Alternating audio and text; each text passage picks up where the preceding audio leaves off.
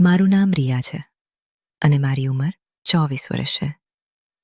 કેનેડાની આ ઠંડી સડકો પર આજે પણ હું એકલી બેઠી છું, હાથમાં મોબાઈલ પકડીને, આંખોમાં આંસુ અને હૃદયમાં અજાણ્યો ડર. મને લાગતું હતું કે વિદેશ આવીને સપના પૂરા થશે, પણ જીવન તો કંઈક જુદું જ લખી રહ્યું હતું. અમારા ઘરની સ્થિતિ હંમેશા ખરાબ હતી. ભારતમાં માતા-પિતા અને નાની બહેનને મોકલીને હું કેનેડા આવી હતી, કામની શોધમાં. દિવસે ડ્રાઇવિંગ કરું, રાતે કેટલાક ઓનલાઈન કામ, પણ પૈસા તો હંમેશા ઓછા પડી જતા. એક દિવસ ઘરેથી વિડીયો કોલ આવ્યો. મારી માતાએ આંખોમાં આંસુ સાથે કહ્યું, "રિયા બેટા, તારી બહેનની ઉંમર થઈ ગઈ છે. અહીં લગ્નની વાતો આવી રહી છે. તું જલ્દી કંઈક વ્યવસ્થા કર. અમારી ગરીબીમાં કોણ સાંભળે છે?" મારું હૃદય ધ્રુજી ગયું. મારી નાની બહેનનો ચહેરો યાદ આવતા જ આંખો ભરાઈ આવી. તે રાતે હું રસ્તા પર બેઠી હતી. ઠંડી હવા મારા ચહેરા પર વીજાતી હતી. હાથ ધ્રુજતા હતા. એક અજાણી મહિલા મારી પાસે આવી. તેમણે મને પૂછ્યું, "બેટા, તું ઠીક છે? ચહેરો કેમ આટલો ઉદાસ છે?" મેં રડતા રડતા કહ્યું, "મારી ફેમિલી પરેશાન છે. મદદ જોઈએ છે." તેમણે મને તેમનો મોબાઈલ નંબર આપ્યો અને કહ્યું, "કોઈ પણ જરૂર પડે તો કોલ કરજે. હું તને મદદ કરીશ." મેં તેમનો આભાર માન્યો, પણ મનમાં શંકા પણ હતી. કોણ આ મહિલા? શા માટે મદદ કરે છે? બીજા દિવસે હું એક કમ્યુનિટી સેન્ટરમાં કામ કરવા ગઈ. ત્યાં રિયા મેડમ તરીકે ઓળખાતી હતી. કામ દરમિયાન મને એક ખરાબ સમાચાર મળ્યા. મારા પરિવારે કહ્યું કે તેઓ મારી નોકરી છોડીને પાછા આવવા માંગે છે, પણ પૈસા નથી. મારા હાથ કાપવા લાગ્યા. મેં ટેબલ પકડી રાખ્યું, ચક્કર આવતા હતા. સહકર્મીએ પૂછ્યું, "રિયા, તું ઠીક છે?" મેં હસવાનો પ્રયાસ કર્યો, પણ અંદરથી તૂટી રહી હતી. રાતે ઘરે પાછી આવીને મેં તે મહિલાને કોલ કર્યો. તેમણે સાંભળ્યું અને કહ્યું, "ચિંતા ન કર, હું તને સપોર્ટ કરીશ." પણ ધીરે ધીરે વાતો વધતી ગઈ. તેમણે મને કહ્યું કે મારા પરિવારને મદદ કરવા માટે મારે કેટલીક વાતો માનવી પડશે.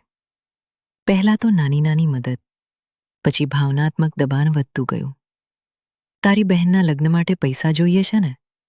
તો મારી વાત માન." મારું જીવન નરક બની ગયું. રોજ રાતે હું ઓરડામાં બેસીને રડતી.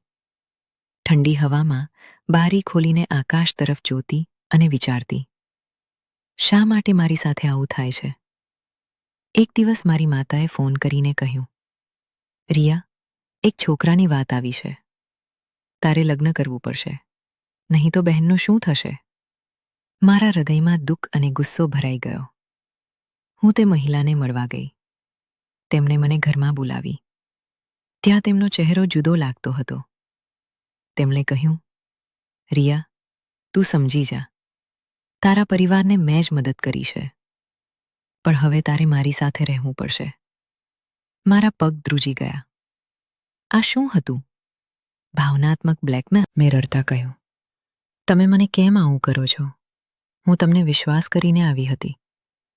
તેમણે હસીને કહ્યું, "દુનિયા આવી જ છે બેટા." હું ત્યાંથી ભાગી આવી. રસ્તે વરસાદ પડતો હતો. હું ભીંજાતી ભીંજાતી ઘરે પહોંચી. રાતે મારી બહેને કોલ કર્યો, "દીદી, તું ઠીક છે ને?" મેં તેને કહ્યું, "હા, બસ થોડી તકલીફ છે." પણ અંદરથી હું તૂટી રહી હતી. એક અઠવાડિયા પછી એક મોટો ટ્વિસ્ટ આવ્યો. તે મહિલા જે મને મદદ કરવા આવી હતી, તે અસલમાં મારી જ માસી હતી. તેમણે વર્ષોથી અમારા પરિવારની ગુપ્ત રીતે મદદ કરી હતી, પણ મારી માતાએ તેમને કહ્યું હતું કે મને લગ્ન માટે દબાણ કરે. તેમનો હેતુ મને સુરક્ષિત રાખવાનો હતો, કારણ કે અમારા ગામમાં કેટલાક ખરાબ લોકો મારી બહેનને નુકસાન પહોંચાડવા માંગતા હતા. તેમણે મને ભાવનાત્મક રીતે તૈયાર કરવા માટે આ બધું કર્યું હતું, જેથી હું મજબૂત બની જાઉં અને પરિવારને સાચવી શકું. જ્યારે તેમણે સત્ય કહ્યું ત્યારે મારી આંખોમાં આંસુ આવી ગયા. મેં તેમને ભેટી પડી. માસી, તમે આટલું બધું મારા માટે? તેમણે મારામાં માથે હાથ ફેરવતા કહ્યું, બેટા, ખૂનના સંબંધો ક્યારેય છૂટતા નથી. હું તને દુનિયાના ખરાબ લોકોથી બચાવવા માંગતી હતી. આજે અમે સાથે છીએ. મારી બહેનના લગ્ન સારી રીતે થયા. હું કેનેડામાં સારી નોકરી કરું છું અને પરિવારને સપોર્ટ કરું છું. જીવનમાં કેટલીક વખત દુઃખ આપણને મજબૂત બનાવવા માટે આવે છે. વિશ્વાસ રાખો, પ્રેમ અને પરિવાર હંમેશા જીતે છે.